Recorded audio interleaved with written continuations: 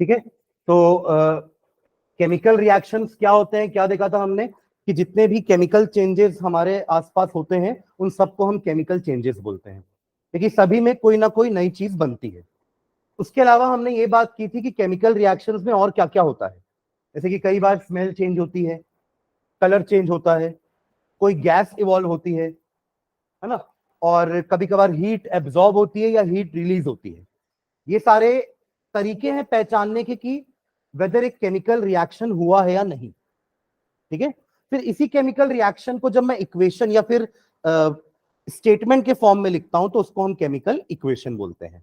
मैंने 3 तरीके से इक्वेशन लिखा था, वाटर वाला याद है, एक हमने सेंटेंस इक्वेशन लिखा था कि hydrogen reacts with oxygen to give water, ये एक इक्वेशन था जो सेंटेंस के फॉर्म में था। फिर हमने एक लिखा था hydrogen plus oxygen gives water, और एक हमने लिखा था फॉर्मूले और सिंबल यूज करके H2 plus O2 gives H2O, है ना। तो 3 तरीके से हम इक्वेशन लिख सकते हैं, सेंटेंस के फॉर्म में, वर्ड के फॉर्म में, या फॉर्मूले सिंबल्स के साथ। फिर हमने ये डिस्कस किया था कि केमिकल इक्वेशंस जो हम लिखते हैं उसमें लेफ्ट हैंड साइड में जो चीजें लिखी जाती है वो रिएक्टेंट्स कहलाती हैं। Reactants are the one which actually participate in the reaction, which actually reacts. और प्रोडक्ट्स क्या होते हैं, जो बन रहे हैं। तो जो राइट हैंड साइड में लिखे जा रहे हैं वो प्रोडक्ट हैं, और जो लेफ्ट हैंड साइड में लिखे जा रहे हैं वो रिएक्टेंट्स हैं। बीच में एरो होता है which shows the direction of the reaction, कि रिएक्शन किस तरफ प्रोसीड कर रहा है, वो पानी बनाने की तरफ प्रोसीड कर रहा है। ये है उसका एरो का मतलब। यहां तक हुआ था, ओके। अब और एक हमने बात की थी लॉ ऑफ कंजर्वेशन ऑफ मास की, ये यहां पे एंड किया था ना। लॉ ऑफ कंजर्वेशन ऑफ मास के बारे में थोड़ा बहुत बात की थी हमने, लिखा नहीं था हमने, but we discussed about this law of conservation of mass और मैटर। और ये आया कहां से था, from where does it came, जब हमने इक्वेशन लिखा था वाटर का, याद करिए equation H2 plus O2 gives H2O, ये इक्वेशन लिखे थे हम। और इसके बारे में क्या बात की थी हमने, कि दोनों साइड में number of atoms of every element is not same. यहां पे हाइड्रोजन के 2 एटम हैं और यहां पे 2 एटम हैं, पर ऑक्सीजन का यहां पे 2 है और यहां पे 1 ही है। This was the condition of unbalancing. Unbalance है ना, एक तरफ एटम ज्यादा है, एक तरफ एटम कम है, तो this is known as unbalanced equation. Unbalance का एक और नाम क्या था, स्केलेटल इक्वेशन। ठीक है, विच इज इनकम्प्लीट। हमारी बॉडी भी हमारे स्किन और टिश्यूज के बिना अधूरी है ना, वैसे ही ये इक्वेशन भी अभी अधूरा है। ठीक है, इसको बैलेंस करने के लिए मैंने क्या बताया था कि हम इनके आगे कोई नंबर्स को लिख सकते हैं, सिंबल या फॉर्मूले के आगे हम नंबर को अटैच कर सकते हैं। ना ही फॉर्मूले के बीच में कोई नंबर आएगा और ना ही फॉर्मूले और सिंबल के बाद कोई नंबर आएगा, है ना। तो हमने इसको बैलेंस भी किया था ना, क्या किया था हमने, इसके आगे हमने 2 लगाया था, याद है, और इसके आगे हमने 2 लगाया था, यस और नो। इससे आपके तरफ, आपके दोनों तरफ हाइड्रोजन बढ़ के कितने हो गए थे, 4, और ऑक्सीजन 2। तो अब दोनों तरफ हाइड्रोजन ऑक्सीजन बराबर है, and now this is known as a balance chemical equation.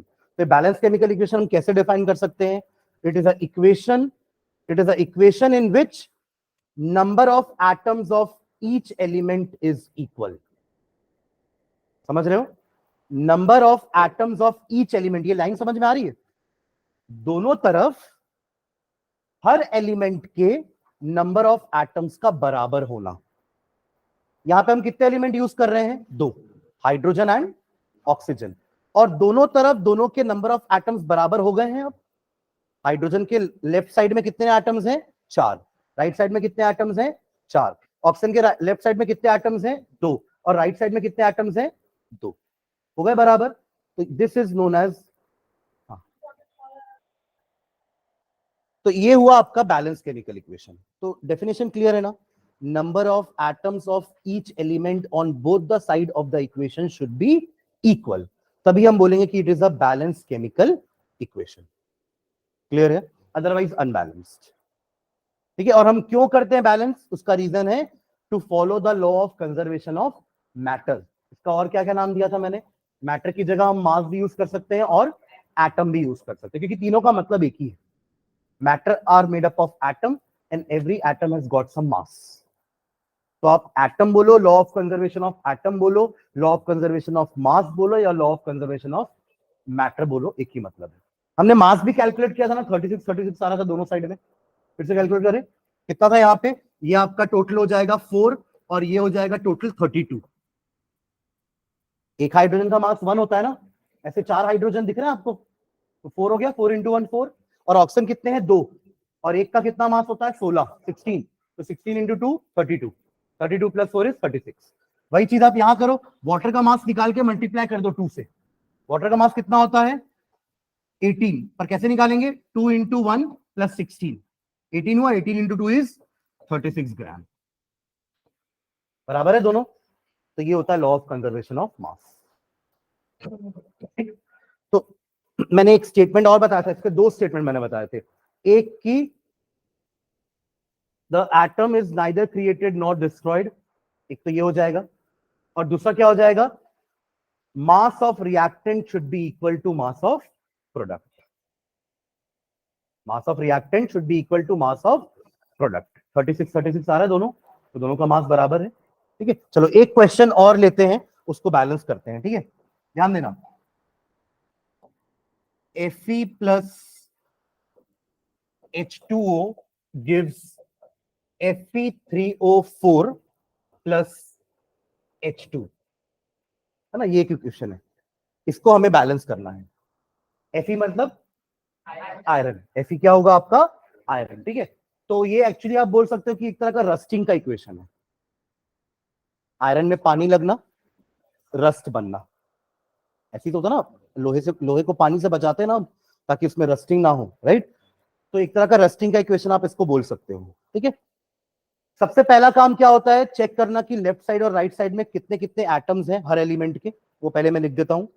तो आयरन का कितना एलिमेंट एटम है लेफ्ट साइड में, 1, यहां पे, ठीक है।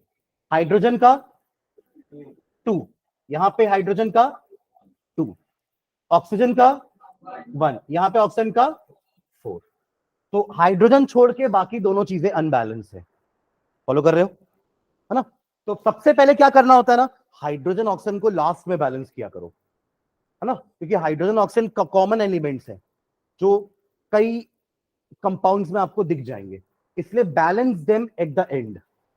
सबसे पहले किसको बैलेंस करेंगे, आयरन को। तो आयरन कहां कम है, लेफ्ट साइड में, कितने से कम है, 2 से कम है ना।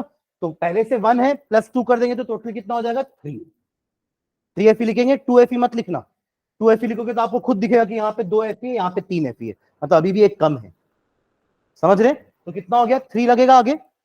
ओके, आफ्टर दैट अब क्या करेंगे, इससे आपका आयरन अब हो गया है 3। ओके, नाउ व्हाट, हाइड्रोजन तो बैलेंस है, ऑक्सीजन को बैलेंस करें, किस तरफ क्या करना पड़ेगा, लेफ्ट साइड में क्या क्या करूं, 4 लिखना पड़ेगा, 3 ऐड कर रहे हैं पर अब फाइनली यहां लिखेंगे तो 4 ना, तो कितना हो जाएगा यहाँ पे 4, हो गया। देखो एक पानी में एक ऑक्सीजन है ना, 4 पानी लोगे तभी 4 ऑक्सीजन मिलेगा, फॉलो कर रहे हो क्या बोला मैंने, एक पानी के मॉलिक्यूल में एक ही ऑक्सीजन है, तो अगर मुझे 4 ऑक्सीजन के एटम चाहिए तो मुझे 4 मॉलिक्यूल पानी लेना पड़ेगा, 3 से काम नहीं बनेगा।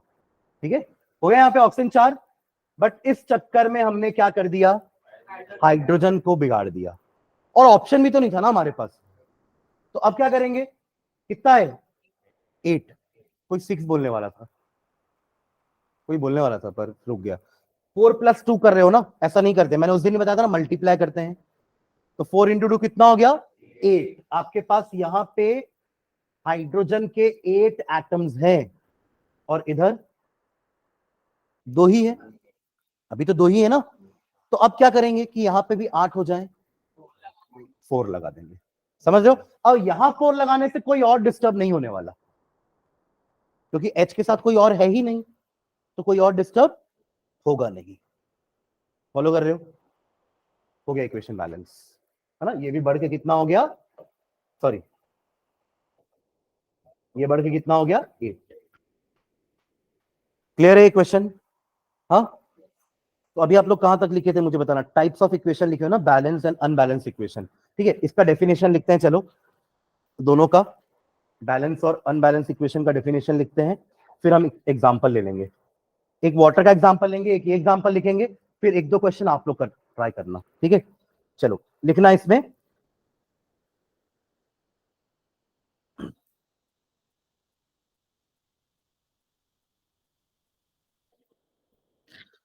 balanced chemical equations are the equations, balanced chemical equations are the equations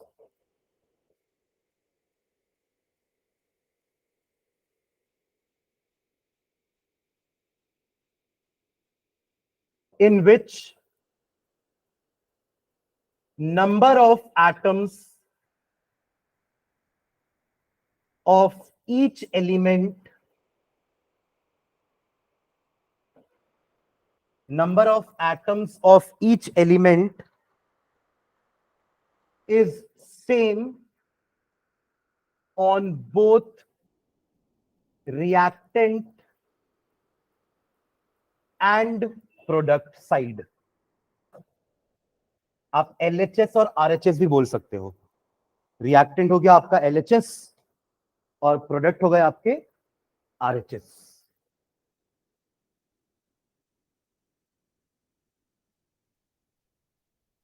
ठीक है, और अगर यही चीज अगर आपको अनबैलेंस की डेफिनेशन लिखनी होती तब सिंपल है, अपन यहां पे बोल रहे हैं कि इज सेम, आप बोल दोगे is not same on both the sides, हो जाएगा वो। स्केलेटल का या अनबैलेंस का इक्वेशन का डेफिनेशन लिख सकते हैं, ठीक है? हाँ ठीक, चलो आगे बढ़ते हैं, नेक्स्ट अगली लाइन में लिखना,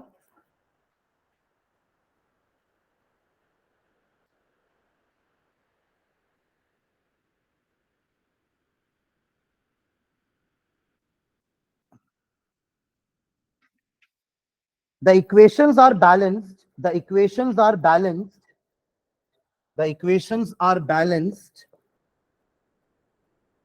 the equations are balanced to follow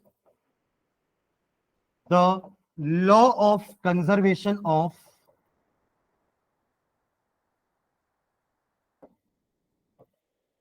to follow the law of conservation of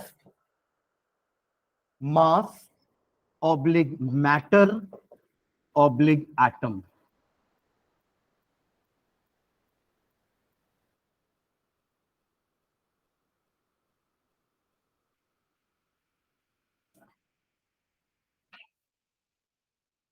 है ना, which states that आगे इसी का स्टेटमेंट लिख रहे हैं अपन, which states that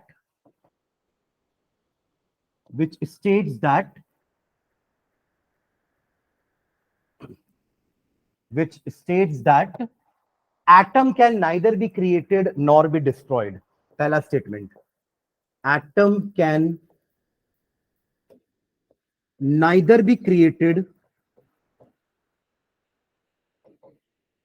nor be destroyed. जैसे हम एनर्जी का इक्वेशन स्टेटमेंट बोलते थे कि एनर्जी के neither be created nor be destroyed, बस वो एक फॉर्म से दूसरे फॉर्म में कन्वर्ट हो जाती है। इन द सेम वे यहाँ पे भी एटम कोई नए बनते नहीं है, कोई पुराने लॉस नहीं होते हैं, वो बस अपने फॉर्म को चेंज कर लेते हैं। कैसे फॉर्म को चेंज करते हैं? यहाँ पे आयरन अकेला था ना, यहाँ वो कंबाइंड फॉर्म में आ गया है। वो एटम था पहले, अब वो कंपाउंड बन चुका है, बस उसका फॉर्म चेंज हुआ है, नंबर समझ रहे हैं? तो just it changes it's form, number of atom remain same, उनका लॉस नहीं होता। ठीक है, अगर इसके पहले देखते तो हमको क्या समझ में आ रहा था कि ऑक्सीजन का यहाँ पे एक है, यहाँ पे चार है, तो तीन नए कहां से आ गए? from where does these three atoms appear? ये तो लॉ को वायलेट कर दिया ना हमने। फिर आपने लिया एक आयरन था, बन रहे तीन आयरन, ये दो और कहां से आ गए नए आयरन? समझ रहे हो? मतलब यहाँ पे तो अपन एटम क्रिएट कर रहे हैं और यहाँ ऑक्सीजन का एटम का लॉस हो रहा है, समझ रहे हैं? या वो भी क्रिएट ही हो रहे हैं, तो ऐसा नहीं हो सकता।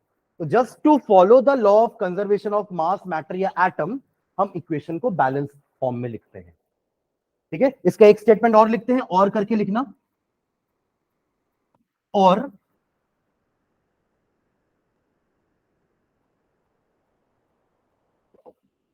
क्या होगा? वही मास of reactant is equals to mass of product.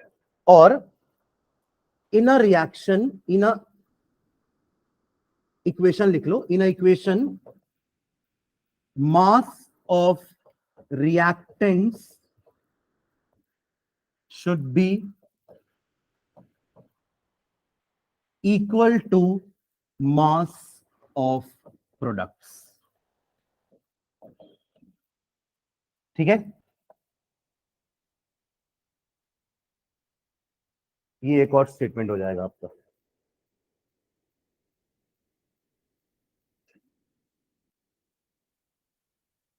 ठीक है, देखो हर बार जरूरी नहीं कि आपको इक्वेशन बैलेंस करना पड़े, कई बार इक्वेशन बैलेंस भी रहता है, इसलिए सबसे पहला काम चेक करना ही होता है कि क्या इक्वेशन बैलेंस है या नहीं है. नहीं होगा तो करेंगे जैसे अभी करें, और होगा तो ओके, कोई दिक्कत नहीं है, बैलेंस करने की जरूरत नहीं पड़ेगी फिर. Am I clear? ठीक है, चलो पहला एग्जांपल तो वाटर वाला लिख लो जो हमने लास्ट क्लास में किया था. एग्जांपल लिखो, एग्जांपल लिख लो वाटर वाला ही. H2 plus O2, H2 plus O2 gives H2O.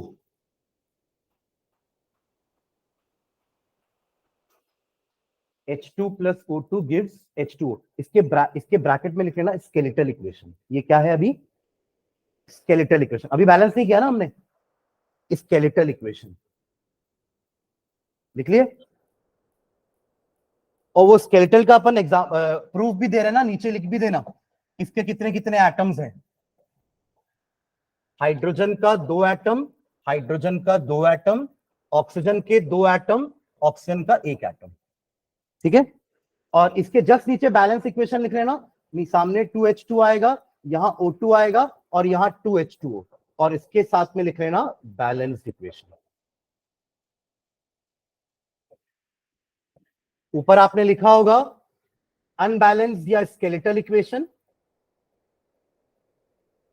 और नीचे लिख लेना बैलेंस इक्वेशन.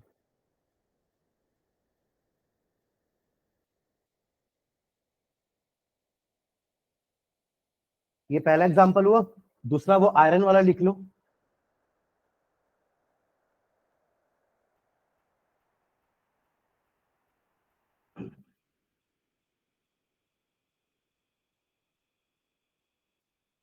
जयती, काव्य, शौर्य, समझ में आ रहा है आप लोग को?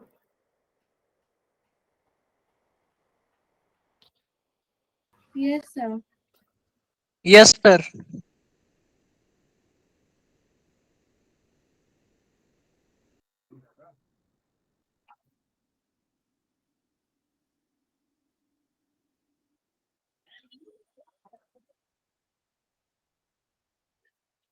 Hello hello hello hello. ठीक है, चलो ये हो गया सबका एग्जांपल ये वाला. ठीक है, सेकंड एग्जांपल ये लिख लो आयरन वाला.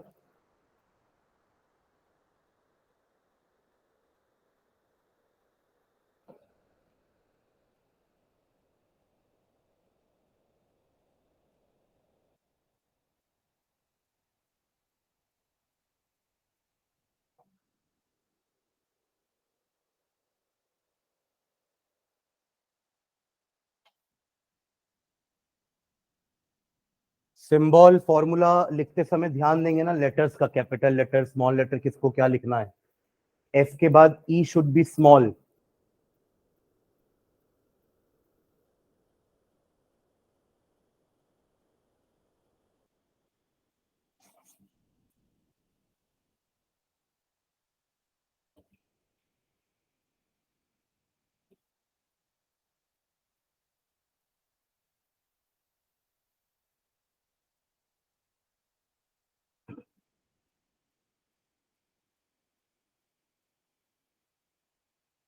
ऐसा करने के बाद नीचे वापस से वो इक्वेशन लिखिए, उसको बैलेंस इक्वेशन लिख देना, ऊपर वाले को स्केलेटल लिख देंगे पहले. ठीक है, यहां तक फॉलो कर रहे हो सब?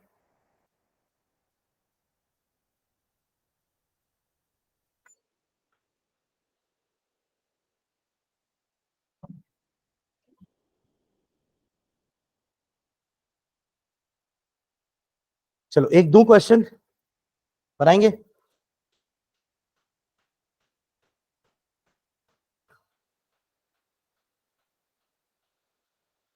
वापस हो गया। चलो एक question low. N2 plus H2 gives NH3. Okay, try to balance this. N2 plus H2 gives NH3. What is N2? Nitrogen plus hydrogen, है ना। NH3 क्या होता है?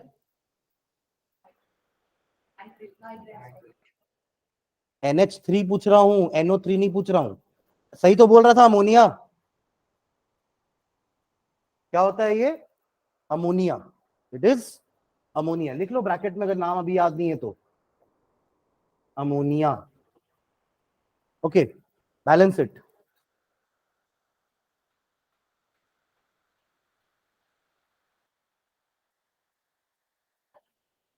ओके, काव्य शौर्य, कुछ प्रॉब्लम?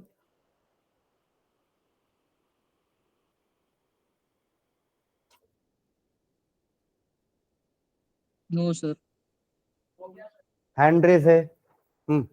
इसका हो गया, हो गया। ओके, एक सेकेंड वेट कर लेते हैं बाकी लोग का, है ना। हाइड्रोजन भी लिखो।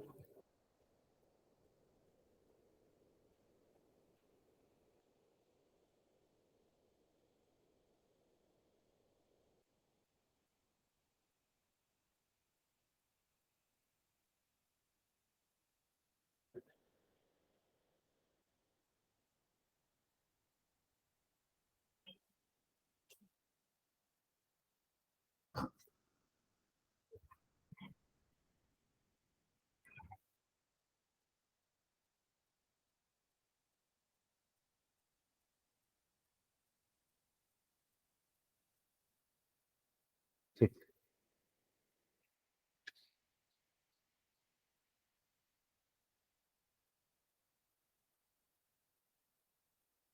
ओके। काव्य का हो गया, इधर आयुष का हो गया है। और कोई? हो गया आपका अभिमन्यु का हो गया है। हो गया। इतना अनकॉन्फिडेंटली हो गया। नीलेश, अभिनव, कितना क्या टफ है वो, साइंटिस्ट जैसे दिमाग लगा रहा है एकदम। हो गया, क्या किए? बताओ तो, करेक्ट करेंगे ना, उसी के लिए तो आए हैं क्या यहाँ पे। नाइट्रोजन। ओके, फिर? ठीक है।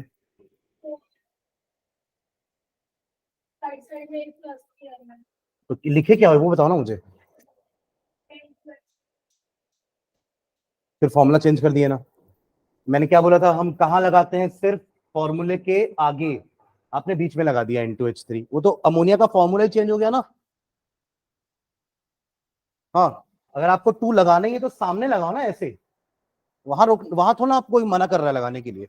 पर आप फॉर्मूले के बीच में कुछ नंबर इंसर्ट नहीं कर सकते, ना ही फॉर्मूले के बाद। The only way is to write a number in front, prefix. Last class में मैंने बताया था, प्रीफिक्स पहले लगाओ तो 2 यहां लगेगा। ठीक है, इससे क्या हुआ? नाइट्रोजन तो बैलेंस हो गया, बट हाइड्रोजन अनबैलेंस हो गया। हाइड्रोजन खैर पहले ही बैलेंस नहीं था। पहले नाइट्रोजन कितना था? यहाँ पे 2 था, यहाँ पे हाइड्रोजन 2 था, यहाँ पे नाइट्रोजन पहले 1 था और हाइड्रोजन पहले 3 था। तो दोनों ही अनबैलेंस थे। तो बाय प्रीफिक्सिंग 2 हियर, हमने नाइट्रोजन को तो 2 कर दिया, बट उससे हाइड्रोजन बढ़ के कितना हो गया?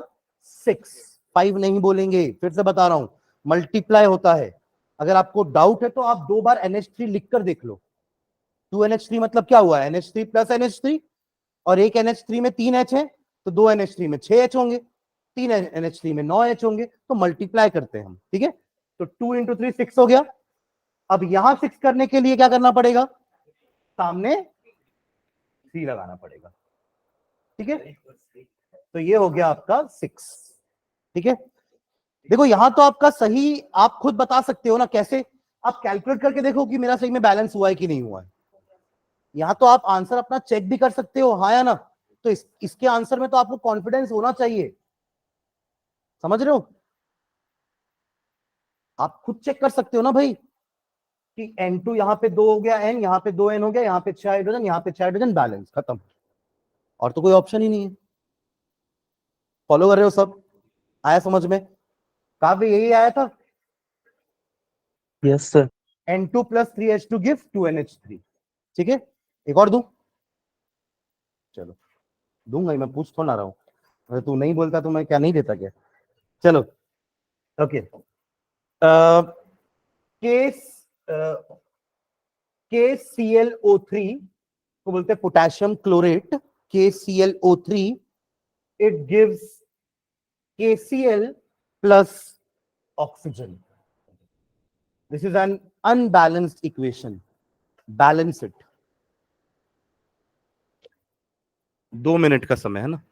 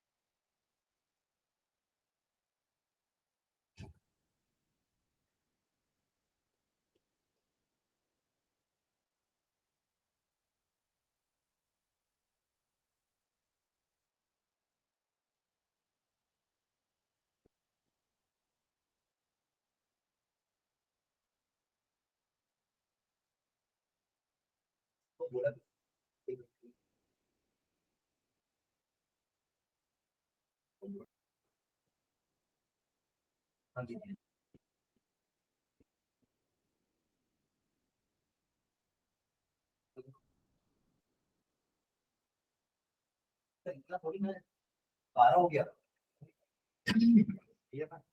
हाँ हाँ, चेक कर लेना। हुआ क्या नीलेश? इधर काव्य का हो गया, इधर आयुष का, प्रणब का हो गया।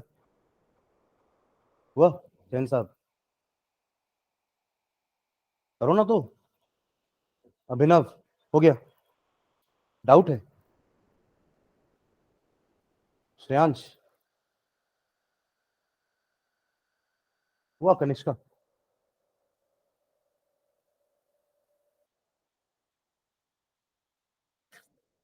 लेफ्ट साइड में के कितना है?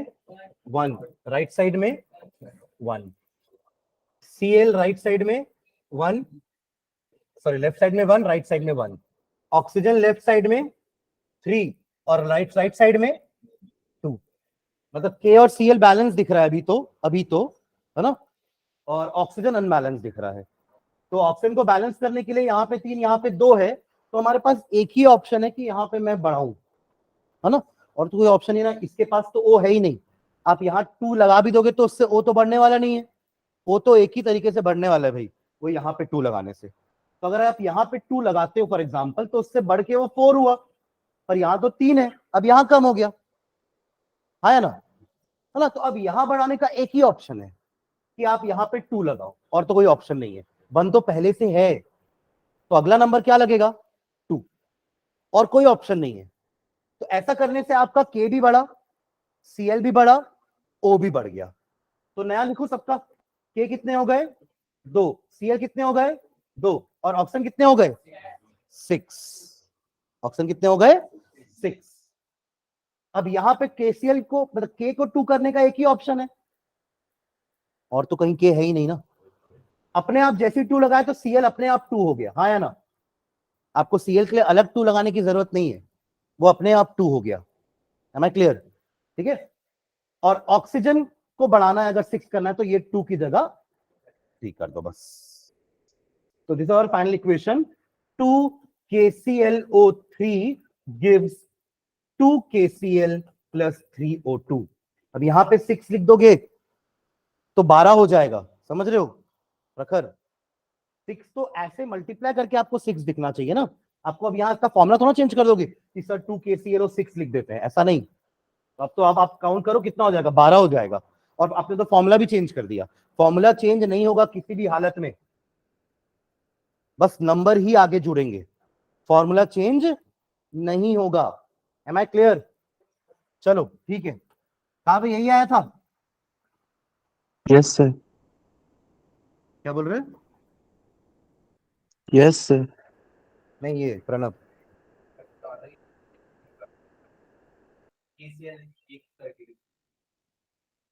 इसको करो अगला। हाँ, क्या बोल रहे हैं? सर केसीआर का मैंने एक ही का किया। एक कहाँ किए, दो है ना। हाँ सर मैंने एक ही बार में लिख दिया था बस।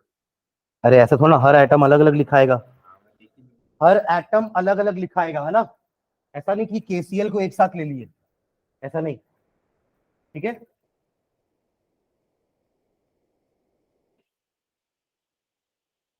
What is Zn? Cu sulphate. SO4 2 negative पढ़ते थे ना। ये जिंक सल्फेट बनाए भी तो है, कॉपर सल्फेट बनाए है फॉर्मूला।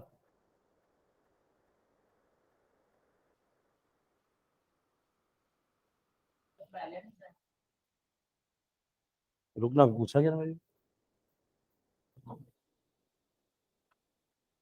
कुछ लोग करते बैलेंस तक 2-4 मिनट तक।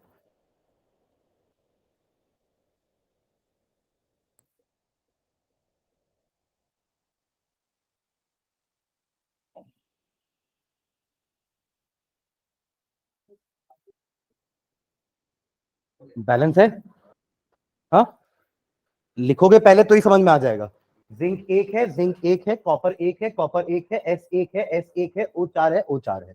ये पहले से ही बैलेंस है, no need to balance it, ठीक है। आ रहा समझ में? हाँ, आ गया ना, ठीक। ओके चलो नेक्स्ट, एक और दूं।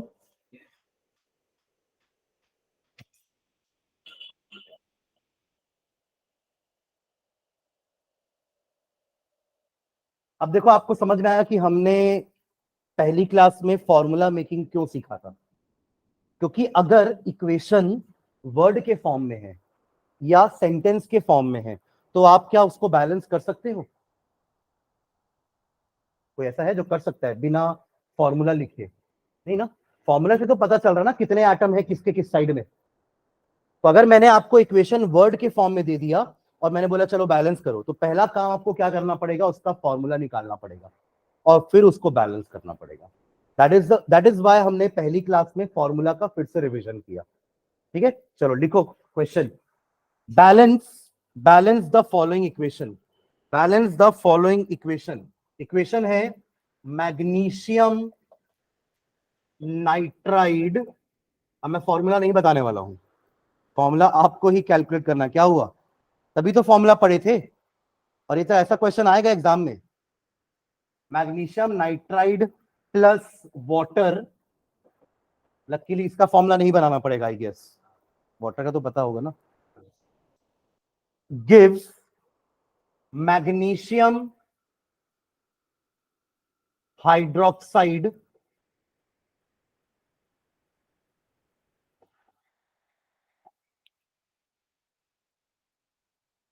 Plus ammonia. अमोनिया में अभी बताया था, है ना। चलो नाउ बैलेंस इट।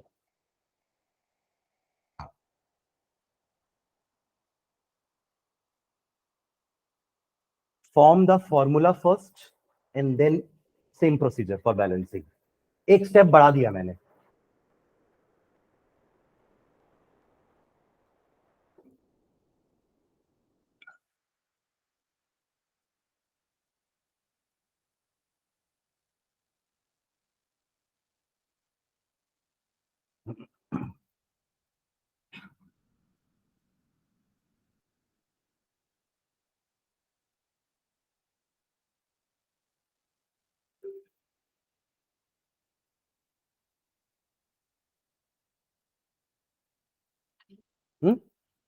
नाइट्राइड क्या था? क्या पता मेरे को।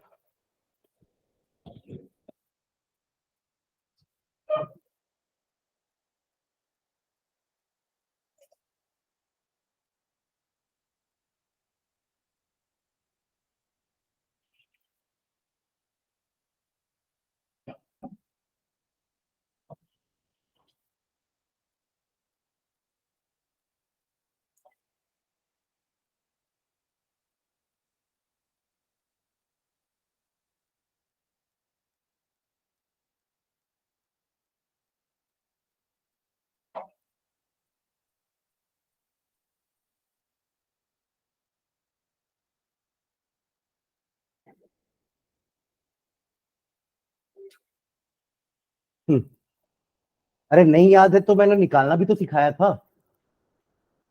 अब आपको अगर नाइट्रोजन का एटॉमिक नंबर नहीं पता है तो उसके लिए भी मैंने आपको तरीका बताया था नानी।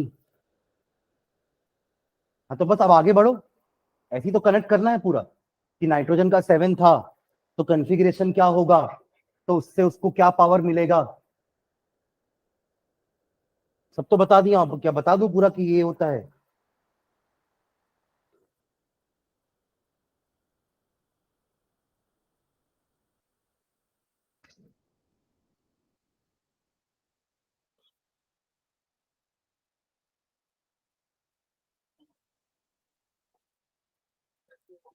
ये आपका ऐसा होता है, ठीक है, और ये होता है ऐसा, ठीक है। ये इसका फॉर्मूला है, ये इसका फॉर्मूला है। तो इसके नीचे हम इसका पावर लिख देते हैं और इसके नीचे हम इसका पावर लिख देते हैं साइन हटा के। फिर ये ऐसे जम करके इधर चला जाता है और ये इधर, ये नाइन्थ में पढ़ा होगा आपका। तो फाइनली फॉर्मूला ऐसा हो जाएगा, समझे। ये इधर और ये इधर, ये तो पता ही है। ये होता है आपका गेन सेल, और ये होता है ऐसा, ठीक है। फिर इसके नीचे हम ये लिख देंगे, इसके नीचे ऐसा आ जाएगा, इसका पावर 1 है ना, साइन छोड़ देंगे। अब ये 1 इधर जाएगा और ये 2 इधर आएगा, पर ब्रैकेट लगेगा। तो ये हो गया आपका ये प्लस, ये कभी बताया था, ठीक है। अब बैलेंस करें। हाँ जी, गलत है, कुछ बनाया ना, ट्राई तो करो। एटॉमिक नंबर नाइट्रोजन का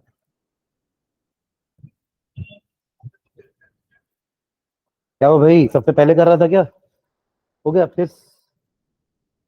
हाँ हाँ, फिर आगे कॉन्फ़िगरेशन।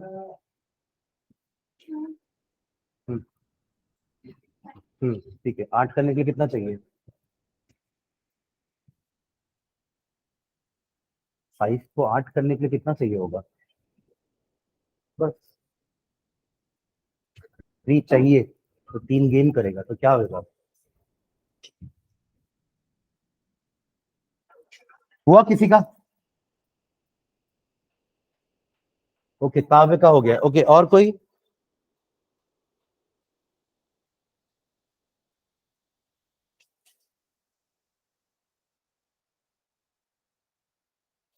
नीलेश, फॉर्मूला क्या लिखा है मैग्नीशियम नाइट्रेट का, नाइट्राइड का, Mg। Mgn में नाइट्रेट नहीं लिखा हूं भैया, नाइट्राइड लिखा है, अच्छे से देखो ना।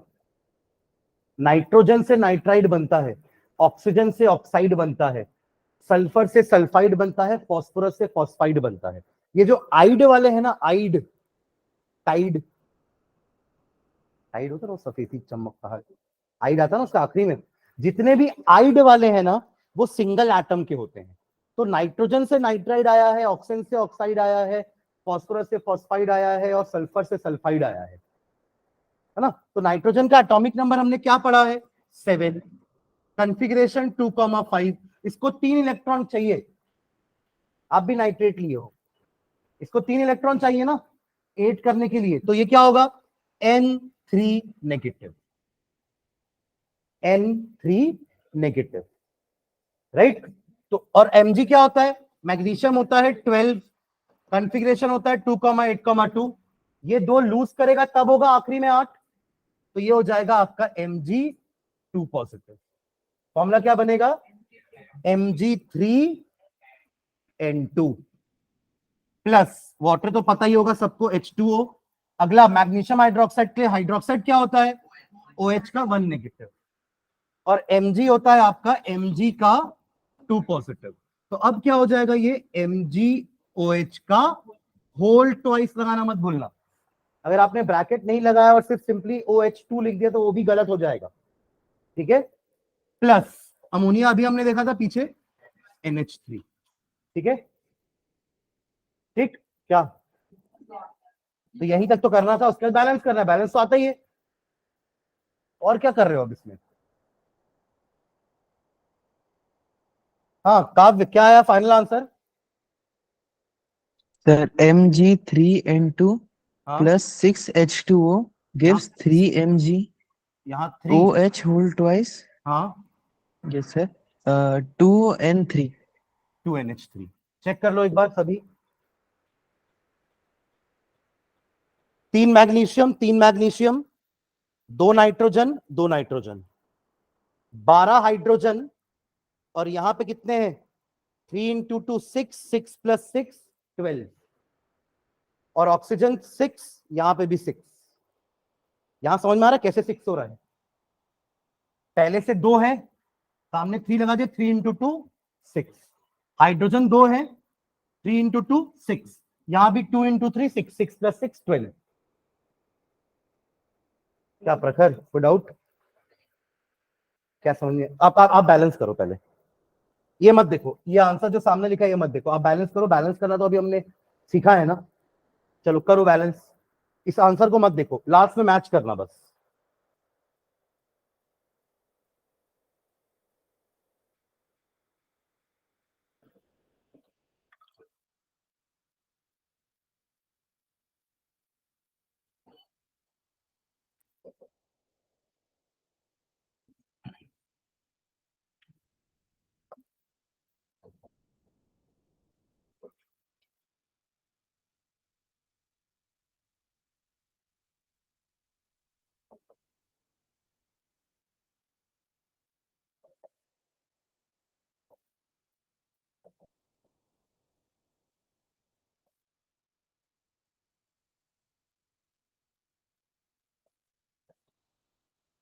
हाइड्रोजन ऑक्सीजन कितना लिख रहे हो राइट साइड में, प्रखर, प्रखर हाइड्रोजन कितना है राइट साइड में, कैसे,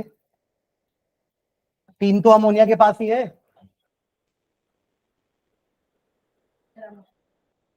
तो लिखना है ना भाई, हाइड्रोजन तो पूरा ही देखना है ना, कितने हैं कनिष्का, टोटल हाइड्रोजन कितने हैं राइट हैंड साइड में, 3 तो यहीं पे बेटा, ये भी तो है ना,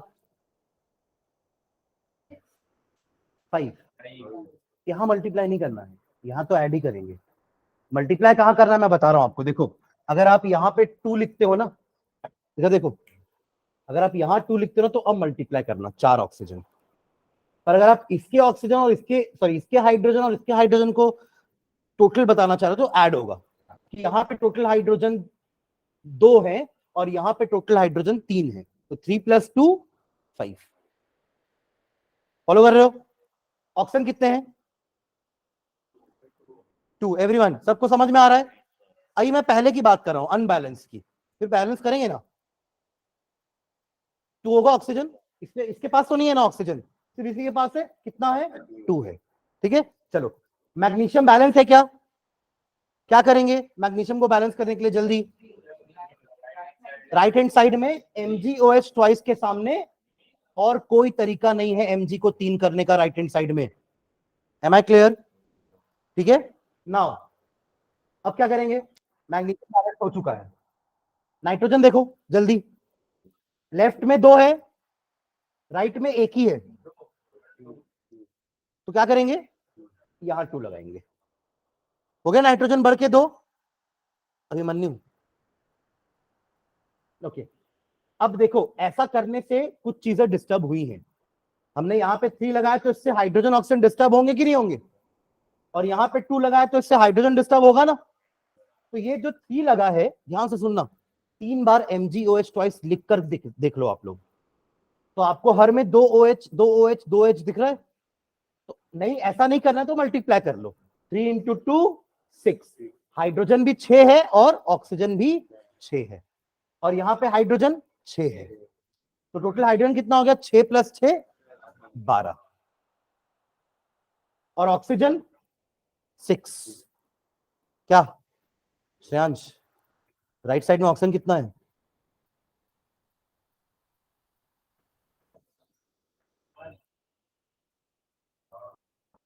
ये ट्वाइस और सामने 3 का कोई वैल्यू नहीं है, मतलब वो ऐसे ही लगा हुआ है।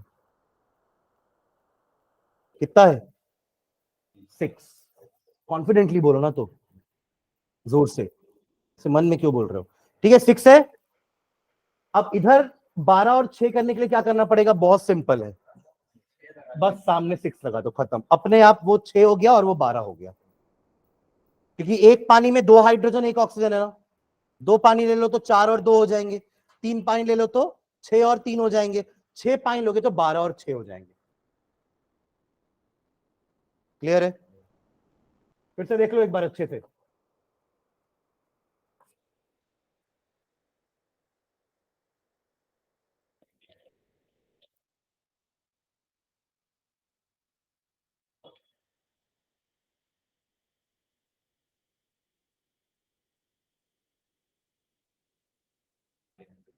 हाँ जी, हाँ, तभी तो फर्स्ट क्लास में करवाया था क्या मैं, और 25 को होमवर्क दिया था, उसके बाद भी ये हाल है। तो जो नहीं कराया था तो क्या हाल होता? चलो एक और स्टेप बढ़ाता हूं मैं, ठीक है। अभी एक स्टेप बढ़ाना, आपने फॉर्मूला बनाया, अब सेंटेंस दूंगा, उससे पहले समझना कि कौन कौन से रिएक्टेंट है, कौन कौन से प्रोडक्ट हैं, और फिर उनका फॉर्मूला बना के बैलेंस करना है। ये तीसरा तरीका है क्वेश्चन आने का। पहला तरीका क्या है? डायरेक्टली आपको इक्वेशन दे देगा, जो अपन पहले 2 एग्जांपल किए, 2 क्या 3-4 एग्जांपल कर लिए ना पहले, वाटर का किए, अमोनिया का किए, फिर वो आयरन वाला किए। उन सब में मैंने डायरेक्टली आपको इक्वेशन दिया था और बैलेंस करने बोल दिया था। यहाँ पे आपका एक प्रॉब्लम थोड़ा सा बढ़ा दिया मैंने कि आप फॉर्मूला भी बनाओ।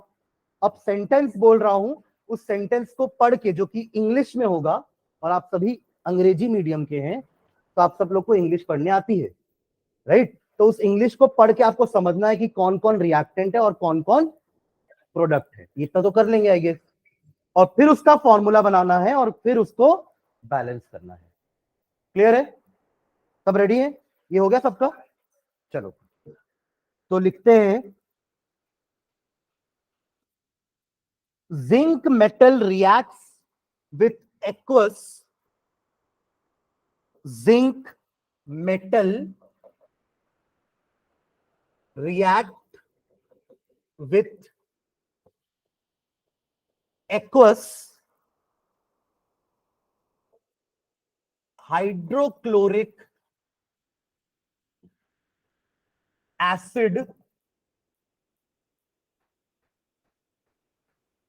to produce a solution of zinc chloride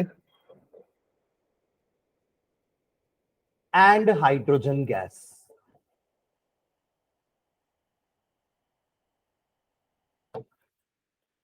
चलो इसको बैलेंस करो।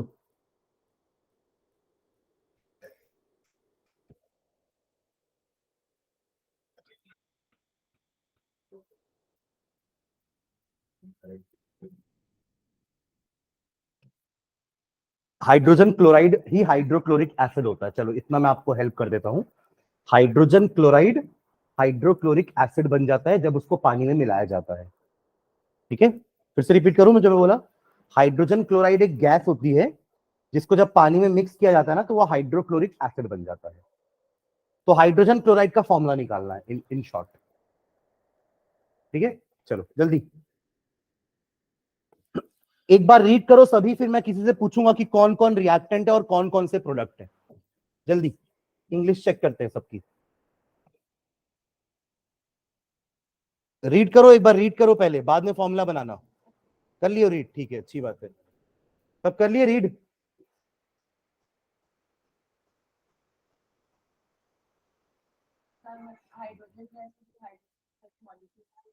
हाँ, गैस है मतलब मॉलिक्यूल ही होगा ना। हमने लास्ट क्लास में बात की थी ना कि हाइड्रोजन कभी भी अकेले नहीं रह सकता, H कभी भी अकेले नहीं रहेगा, वो हमेशा H2 के फॉर्म में रहेगा। नाइट्रोजन कभी अकेले नहीं रहेगा, N2 के फॉर्म में रहेगा। ऑक्सीजन कभी अकेले नहीं रहेगा, O2 के फॉर्म में रहेगा अगर गैस है तो। ठीक है, ओके। चलो नीलेश, कौन कौन से रिएक्टेंट है और कौन कौन से प्रोडक्ट है? ओके, ठीक, इतना तो क्लियर है सबको कि लेफ्ट साइड में क्या है दो और राइट साइड में क्या है दो। मतलब इसका वर्ड इक्वेशन क्या बन जाएगा? Zinc plus hydrochloric acid gives zinc chloride plus hydrogen gas. ठीक है, ये प्रीवियस क्वेश्चन जैसा हो गया वर्ड इक्वेशन। अब इसका फॉर्मूला बनाना है, जिसमें देखो दो का फॉर्मूला तो बहुत आसान है, जिंक का तो कोई फॉर्मूला ही नहीं है ना, सिर्फ सिंबल लिखना है। और हाइड्रोजन का भी अभी बात कर लिया अपन, H2। बस अब दो का फॉर्मूला आप लोग को लिखना है। जिनका फॉर्मूला हो गया आगे बढ़ो, बैलेंस करो। बैलेंस भी हो गया, चलो अच्छी बात है।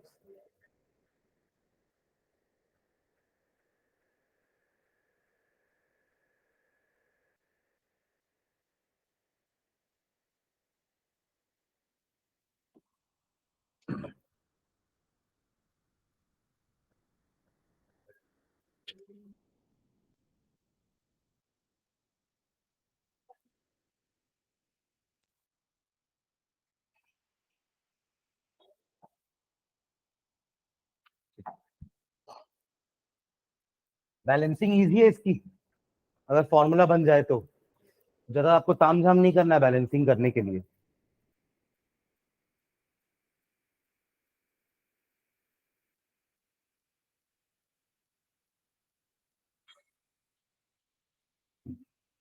अब Zn एक साथ लेना भैया ना, Zn एक ही है, ऐसा नहीं कि Z अलग और N अलग काउंट कर रहे हैं ना। हाँ, पृथ्वी बन रहा है।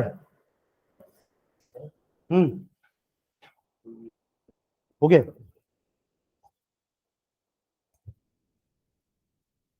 ठीक है भाई। रनिंग लेटर नहीं लिखना है, मैं उस दिन ही बोला था। Z, कैपिटल Z एक ही होता है, मैंने जो पढ़ा है बचपन से, है ना। जो आप लिखे हो ना वो ऐसे वाला, वो रनिंग लो या वो स्मॉल होता है, पता नहीं क्या होता है, बट केमिस्ट्री में तो हम Z ऐसा नहीं लिखते हैं। कैपिटल Z मतलब यही है। ओके, साबित हो गया। जैती बन रहा है आपसे?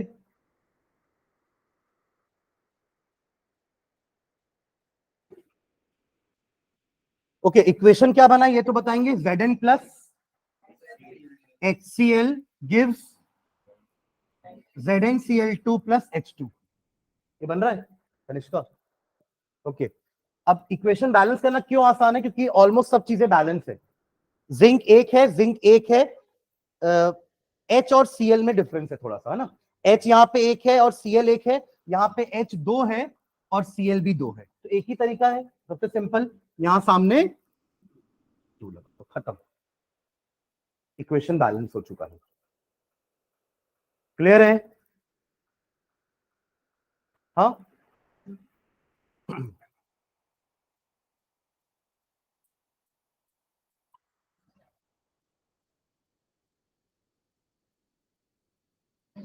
हो गया था ना।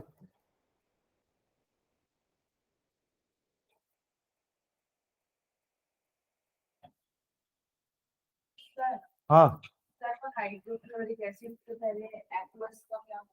पानी में बनता है वो। Solutions which are made in water are called aqueous solutions.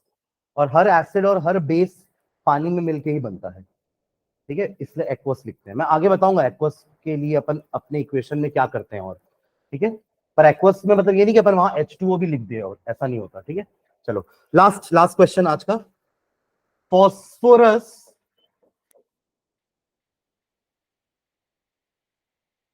burns in chlorine gas. Phosphorus burns in chlorine gas to form phosphorus pentachloride.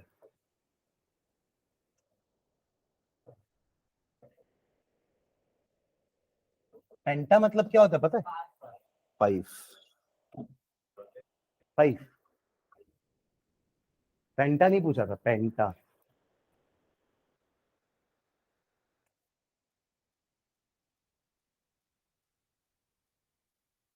PH मतलब क्या होता है बेटा?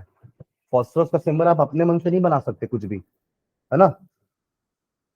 पूरा लिखो फॉस्फोरस। फॉस्फोरस का सिंबल सिर्फ पी होता है, पीएच नहीं होता। ठीक है, चलो। Phosphorus burns in chlorine gas to form phosphorus pentachloride. अब ध्यान देना, जैसे ऑक्सीजन O2 के फॉर्म में होता है, N2 के फॉर्म में होता है नाइट्रोजन, वैसे ही फॉस्फोरस P4 के फॉर्म में होता है। किस फॉर्म में होता है? P4। ये उसका एटॉमिसिटी है, 9th क्लास में पढ़ते थे हम। एटॉमिसिटी क्या होता है? It is the number of atom present in one molecule of that element. तो P4 होता है, तो ये हो गया आपका P4। फॉस्फोरस को P नहीं लिखेंगे, P4 लिखेंगे। ठीक है, ओके। क्लोरीन क्या होगा? Cl2। ये भी हमेशा Cl, गैस बोल रहा है ना, तो मॉलिक्यूल के फॉर्म में रहेगा Cl2। और जो बन रहा है उसका नाम से आप उसका फॉर्मूला निकाल सकते हो। वाह, पेंटा मतलब 5 पर लिखेंगे 3। ये क्या बात हुई? क्या होगा? PCl5, फॉस्फोरस पेंटा। आप लोग कार्बन डाइऑक्साइड का फॉर्मूला पता है आपको क्या होता है? क्यों क्यों बोले CO2? देखिए, कार्बन डाइऑक्साइड, ऑक्सीजन 2 है। What is the formula of carbon monoxide? Nitrogen dioxide, NO2 होगा ना। एक में 3 बोल दिया तो सब NO3 बोलना है। डाई बोल रहा हूं ना, डाई मतलब 2, मोनो मतलब 1, डाई मतलब 2, ट्राई मतलब 3, टेट्रा मतलब 4, पेंटा मतलब 5, हेक्सा मतलब 6। समझ रहे हैं? हाँ, इसलिए यहाँ पे PCl5 आया है। इस टाइप के जो बाइनरी मॉलिक्यूल्स होते हैं ना, उसका फॉर्मूला हम ऐसे निकाल सकते हैं। ठीक है, चलो बैलेंस करो।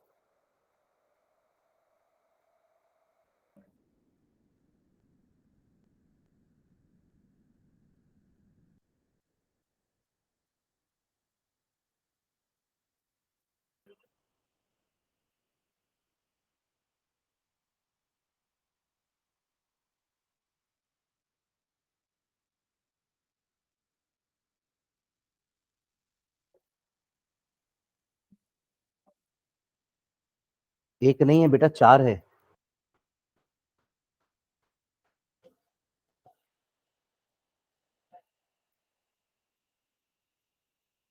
क्यों गलत लग रहा है?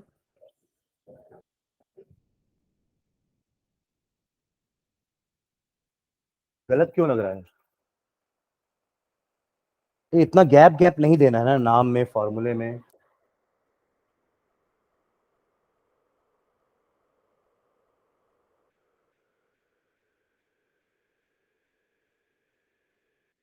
हो गया? डाउट है?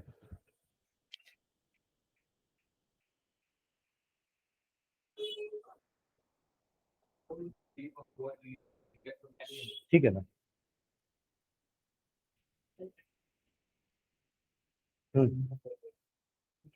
तू पहले बता ना, तेरे को डाउट क्यों है?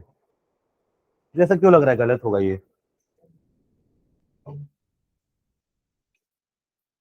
दो फोन। छूट गई अब। तो आए नहीं। कंप्लीट करो ना, कंप्लीट करो, क्यों रुक गए हो?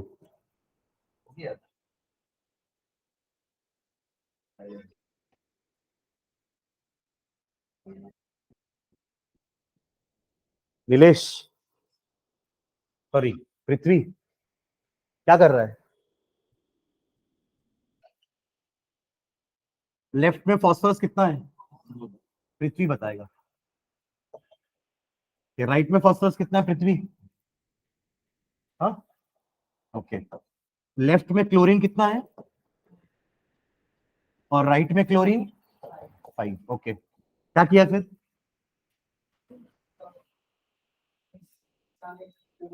यहाँ 4 लगाया, ठीक है। इससे फॉस्फोरस बढ़ के 4 हो गया, और क्लोरीन कितना हो गया बढ़ के? अरे हाँ, क्यों 10 लिया है? यहां क्लोरीन अब कितना हो गया ये बताओ ना मुझे, कैसे? 4 × 520, ठीक है, ओके। अब यहां क्या करेंगे, फास्फोरस तो बराबर हो चुका है, क्लोरीन को 20 करने के लिए क्या करेंगे? 10। नहीं तो है भाई, क्यों गलत लग रहा है? अच्छा 10 आ गया तो 10 कैसे आ गया इतना सारा? ऐसा थोड़ा ना होता है यार, कुछ भी आ सकता है, बट आपको बैलेंस दिखना चाहिए ना लास्ट में। तो दिख तो रहा है 20 20 4 4, तो क्यों गलत है ये? ठीक है, ठीक है। तो एक काम करते हैं, एक्सरसाइज का क्वेश्चन नंबर, कुछ होमवर्क दे रहा हूं मैं, बैलेंसिंग के क्वेश्चंस हैं। रखियो आप लोग, एनसीईआरटी लाए हो? जितने लोग लाए हैं एनसीईआरटी निकालो जल्दी से, फटाक से।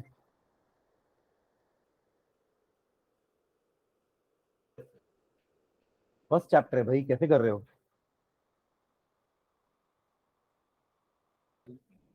हैं? पेज नंबर, एक्सरसाइज निकालो ना, एंड में पहुंचो ना, चैप्टर के एंड में पहुंचो, आपको एक्सरसाइज दिख जाएगी। 9th की बुक नहीं खोला था कभी? तो फिर हर चैप्टर के एंड में एक्सरसाइज होती है, और बीच बीच में इंटेक्स क्वेश्चंस होते हैं एनसीईआरटी में, अगर नहीं पता हो किसी को तो।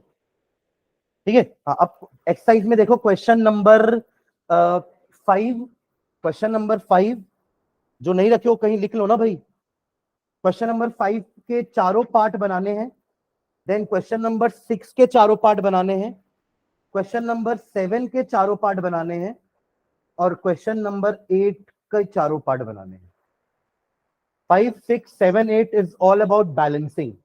उसमें अगर आप लोग क्वेश्चन नंबर 5 को ध्यान से देखोगे तो वो सेंटेंस के फॉर्म में इक्वेशंस है, जो हमने आज किए ना 2 एग्जांपल। फिर क्वेश्चन नंबर 6 में इजी है, फॉर्मूला नहीं बनाना पड़ेगा आपको, पहले से फॉर्मूला दिया हुआ है। क्वेश्चन नंबर 7 और 8 वर्ड इक्वेशंस हैं, पहले फॉर्मूला बनाना पड़ेगा, उसके बाद ही बैलेंस होंगे। ठीक है, तो 5 6 7 8 ये सब नेक्स्ट क्लास में करके लेके आएंगे, कोई इधर उधर टिप के लेके नहीं आएगा। टिप के मतलब कॉपी करके, उतार के, ठीक है। प्रॉपर सॉल्व होकर होना मुझे दिखना चाहिए आपकी कॉपी में, ऐसे ही जैसे आप लोग लिख रहे हो अभी, है ना। तो 5 6 7 8 ये आप लोग ट्राई करोगे, मतलब बना के लेके आओगे। और ऐसा नहीं होना चाहिए कि कॉपी घर में छूट गई, वो रफ में बना रहा था, रफ में बना रही थी तो वहीं रह गई, तो ये सब बहाना मत देना मेरे को, ठीक है? ठीक, चलो, ओके, थैंक यू।